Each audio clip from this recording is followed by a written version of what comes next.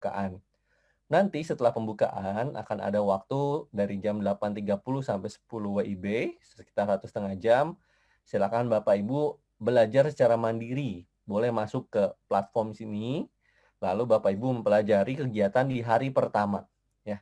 Nah, untuk masuk ke hari pertama bagaimana caranya? Sangat mudah, Bapak Ibu di sini sudah terdapat tombolnya di bagian bawah. Ada tombol hari ke-1, kedua, dan ketiga gitu ya. Nanti di masing-masing hari akan ada jadwalnya lagi dan akan ada kegiatan-kegiatan yang akan bisa diikuti. Begitu ya.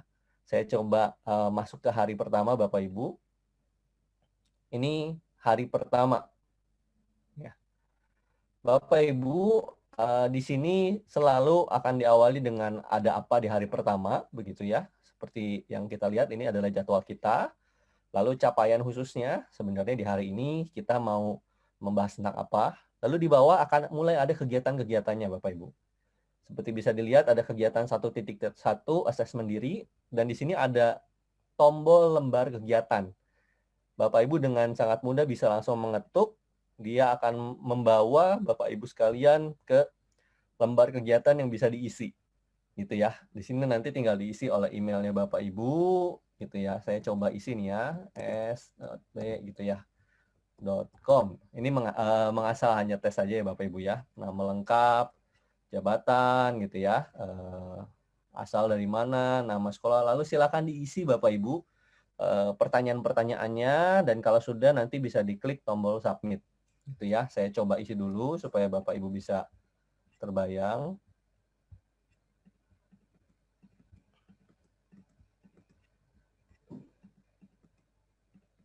Lalu klik tombol submit. Ketika sudah klik tombol submit, seharusnya layar akan berubah seperti ini. Bapak Ibu bisa kembali lagi ke platform teknologinya dengan mengetuk tautan yang diberikan, atau kalau Bapak Ibu bisa kembali ke tab yang sebelumnya, dia akan kembali ke platform ini, platform LMS Presisi ini. Nanti Bapak Ibu bisa lihat juga kalau di scroll lagi ada video yang mungkin bisa ditonton. Kalau kita klik dia akan mulai lagi seperti tadi. Ya. Lalu ada lembar kegiatan lagi dan silakan Bapak Ibu ada boleh dieksplorasi ya, ada diskusi yang tatap muka. Nah, kalau untuk diskusi yang tatap muka ini akan ada tombol pertemuannya Bapak Ibu ya. Karena ini jamnya jam 10, akan dibuka jam 10, tapi saya akan coba ya. Misalkan saya dari wilayah Benoa, saya ketuk tombolnya, Bapak Ibu akan secara otomatis untuk masuk ke dalam virtual meetingnya gitu ya. Jadi silakan dieksplor, kalau memang ada kendala bisa langsung dikontak ya dari tim adminnya dan kami akan segera mencari tahu gitu ya.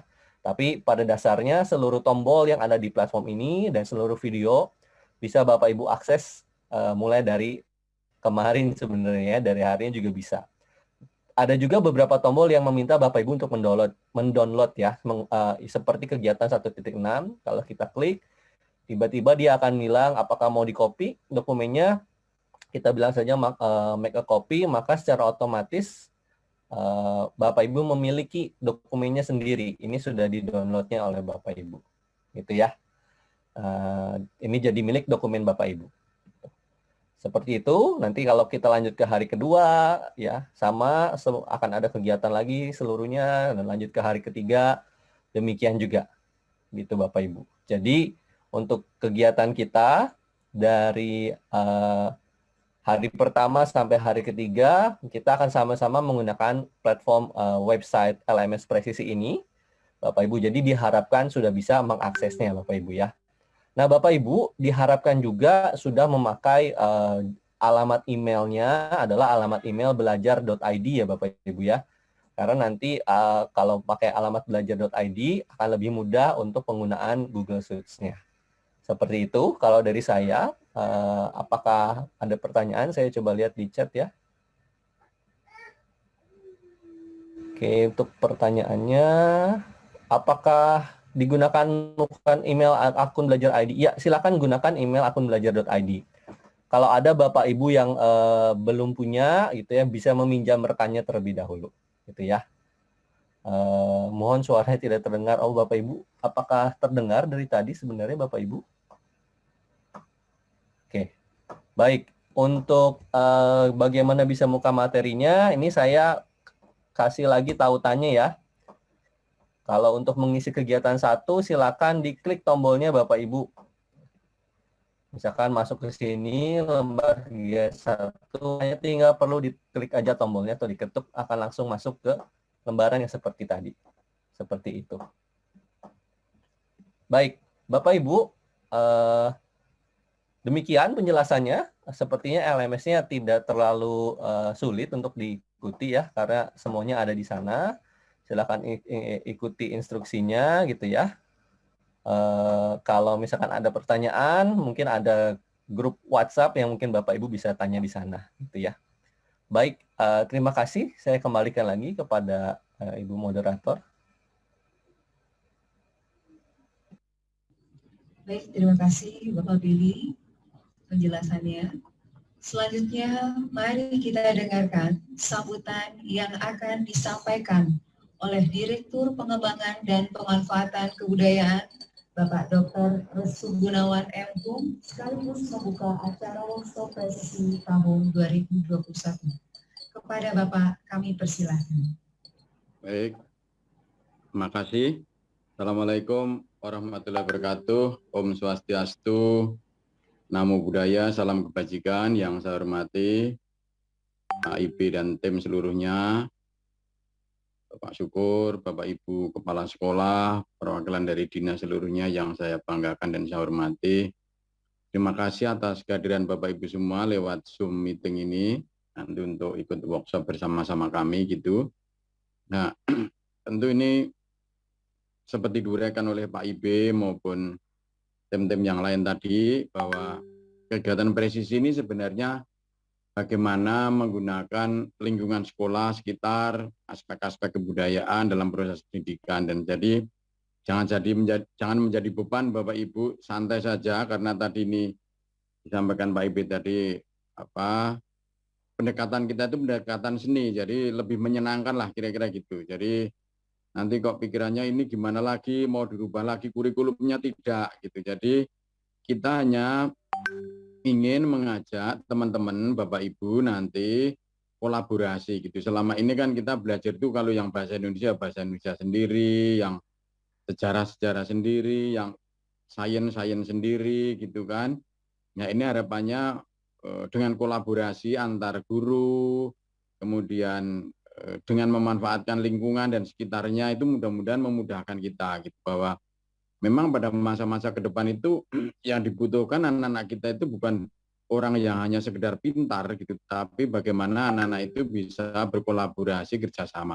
Networking itu sangat penting gitu. Jadi dengan proses ini diharapkan anak-anak bisa belajar bersama dengan teman-temannya, sesama koleganya. Jadi siswa kalau dulu hanya sebagai objek, sekarang siswa itu subjeknya. Dia bisa menentukan apa yang akan dikerjakan, kemudian tentu dengan fasilitasi dari teman-teman nanti bisa mengeksplor lebih jauh gitu. Karena misalnya nih, saya ambil contoh misalnya ada di sekitar sekolah Bapak Ibu ada situs cagar budaya candi misalnya gitu.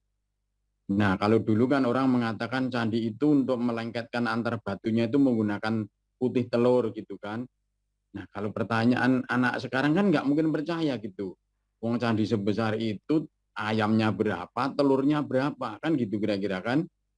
Padahal itu kan bisa didekatin itu sebagai kawasan candi, bisa pendekatannya ilmu kimia, nanti bagaimana misalnya untuk menghilangkan jamurnya misalnya. Kemudian bagaimana nyambungkannya, kok bisa presisinya itu tepat misalnya gitu.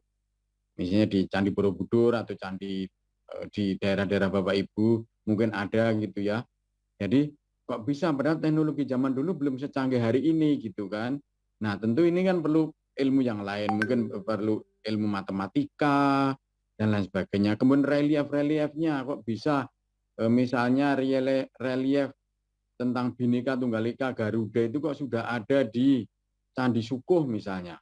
Nah, bagaimana mereka membayangkan sebuah masa depan itu misalnya, dan bagaimana dia kok menempatkan situs-situs itu misalnya di puncak-puncak gunung misalnya. Jadi pandangan-pandangan hidup dan sebagainya. Jadi ini diharapkan nanti dengan program ini para guru juga bisa berkolaborasi nanti mendukung gerakan apa Merdeka Belajar begitu ya. Kemudian siswa juga lebih eksploratif gitu. Jadi sekali lagi Bapak Ibu Kepala Sekolah, nanti juga Wakil Kepala Sekolah dan juga guru-guru, program ini jangan dianggap sebagai beban, tapi dianggap saja sebagai sebuah seperti biasa saja gitu, tetapi hanya pendekatannya yang lebih eksploratif dan kolaboratif gitu. Itu yang pertama.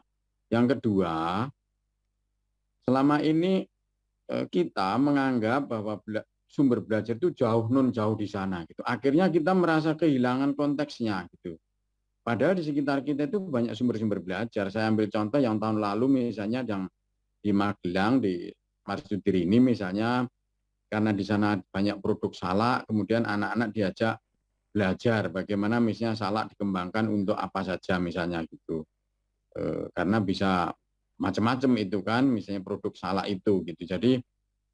Jadi dari sebuah salak itu bisa digunakan untuk sumber belajar berbagai aspek gitu. Kemudian sekolah-sekolah yang lain misalnya di Klaten dan juga di Gunung Sindur misalnya gitu. Jadi itu semua bisa mendekatkan anak-anak kita dengan lingkungannya. Jadi sebenarnya misalnya Bapak Ibu, kadang-kadang kita nggak pernah berpikir ya bahwa anak-anak itu sekarang kan sekolah berangkat pulang pergi diantar orang tua gitu. Kadang kemudian semuanya ibaratnya dilayanin, disediakan oleh orang tuanya kadang-kadang itu kan. Nah, ini bagus. Cuman ketika ada sesuatu yang berbenturan, berbeda dengan situasi yang dihadapi siswa, anak-anak kita, kadang-kadang mereka menjadi kagok atau kalau dalam istilah sekarang itu culture lag lah kira-kira gitu ya. Jadi mereka kemudian tidak bisa menyelesaikan problemnya itu secara cepat gitu. Beda dengan kita zaman dulu gitu, karena kita dulu itu belajar kadang-kadang ada yang jalan kaki dari rumah ke sekolahnya jauh. Jadi struggle-nya itu lebih perjuangannya itu lebih nyata gitu. Bukan berarti anak-anak sekarang tidak berjuang gitu. Jadi tapi bahwa kita mengenal lingkungan sekitar itu sangat memahami betul gitu, karena kita menjalaninya itu sehari-hari gitu. Jadi itu. Jadi kebudayaan adalah sumber belajar. Jadi kalau istilahnya UNESCO itu culture is a driver for sustainable development, sustainable gitu ya. Jadi kebudayaan itu akan membangun, memberikan, mengendalikan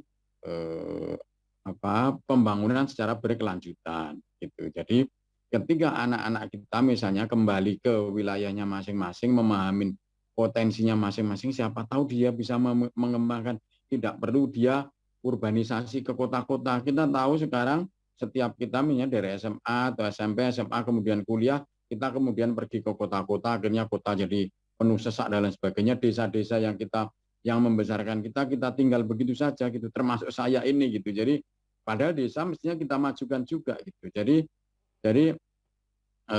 dengan kekuatan kita, apalagi sekarang ada e-commerce, dengan teknologi seperti sekarang ini, anak-anak kita bisa bekerja dari rumahnya masing-masing, wilayahnya masing-masing, bisa memasarkan produk-produknya bahkan sampai lintas negara gitu. Jadi ini perlu menjadi pembelajaran kita bersama. Jadi Bapak Ibu yang saya hormati, kali lagi bahwa kita ini bersama-sama.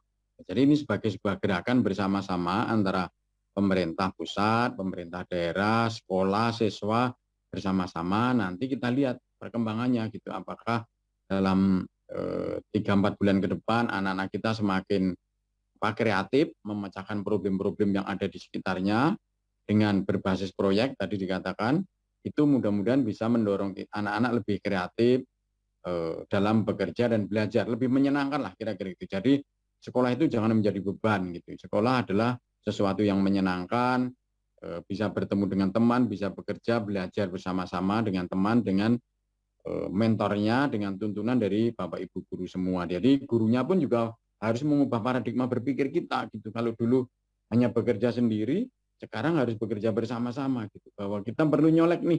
Oh, kalau saya ternyata belajar ekonomi, perlu juga nih ngajak teman-teman dari matematika, perlu juga nih ngajak orang dari kesenian dan lain sebagainya. Jadi ini sesuatu yang cukup penting bagi kita melatih diri kita, Bapak Ibu guru juga, siswa kita, dan seluruh stakeholder terkait dengan pendidikan untuk bersama-sama mendorong program ini. Saya kira itu nanti diikutin saja Bapak Ibu.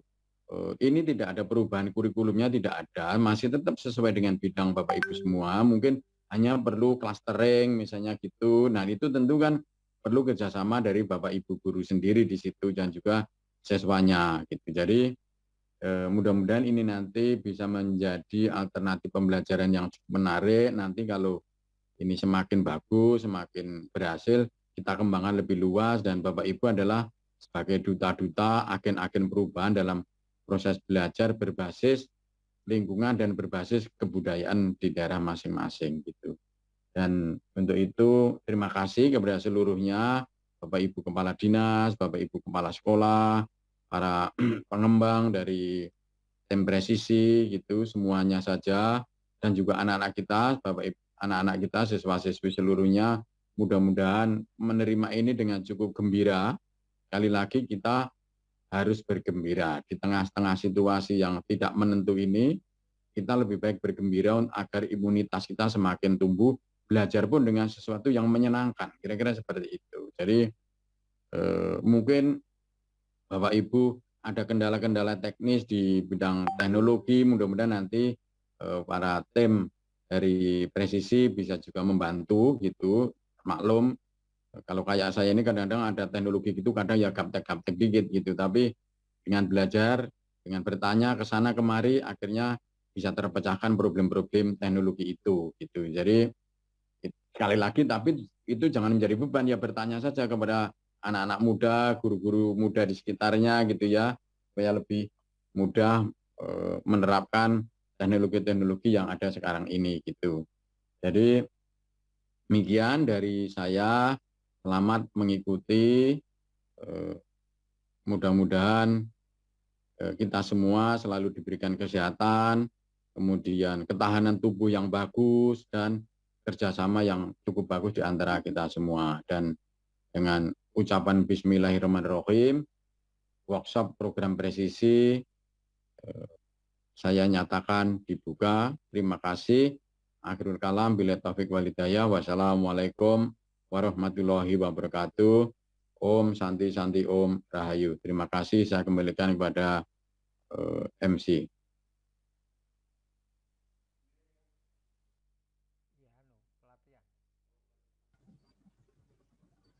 Terima kasih pencerahannya oleh Bapak Direktur. Bapak dan Ibu serta hadirin yang berbahagia, dengan telah dibukanya acara workshop secara resmi oleh Direktur Pengembangan dan Pemanfaatan Kebudayaan, maka selesailah acara pembukaan workshop presisi pada pagi hari ini. Selanjutnya, kami informasikan kepada Bapak, Ibu Kepala Sekolah dan Wakil Kepala Sekolah bidang kurikulum bahwa setelah pembukaan ini, Bapak Ibu diharapkan untuk mempelajari materi-materi secara mandiri melalui LMS atau Learning Management System sebelum mengikuti sesi diskusi. Tautan untuk mengakses LMS akan diberikan oleh admin yang ada pada grup WhatsApp Bapak dan Ibu. Demikian telah kita bersama ikuti acara pembukaan workshop presisi tahun 2021. Terima kasih atas kehadiran Bapak Ibu dalam acara ini. Akhir kata, wassalamualaikum warahmatullahi wabarakatuh. Waalaikumsalam. Sebelum ditutup, kita buka sesi foto bersama. Mohon Bapak dan Ibu untuk membuka kameranya biar terlihat. Kita foto bersama.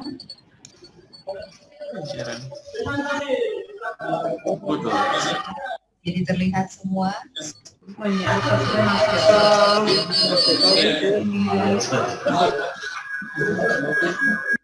Udah?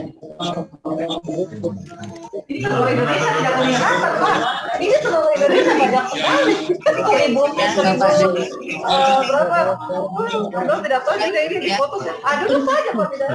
Nih, 1, 2, 3. Oh, ini gambarnya. Oke. Udah, Bapak Dewi. Coba nih, Dek. Oh iya, untuk mengingatkan kembali bahwa jangan lupa untuk mengisi absen yang kami voucher. Sudah semua Bapak Ibu untuk absen? Kalau sudah, terima kasih. Saya tutup. Wassalamualaikum warahmatullahi wabarakatuh.